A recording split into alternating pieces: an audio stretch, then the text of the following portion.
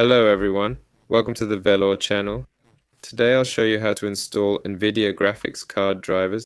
There's a universal program for this called GeForce Experience. We go here and click Download Application. Click Download Now and then open it. There. After installation we'll have NVIDIA here. Right-click and select NVIDIA Control Panel. Okay? And we wait. Here's the application, which you can open with a left mouse click. Now GeForce Experience will open.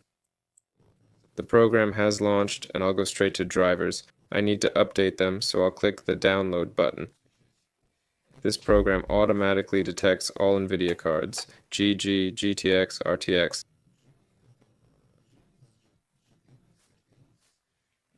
That's all the NVIDIA graphics cards. This has been Velour. Goodbye everyone.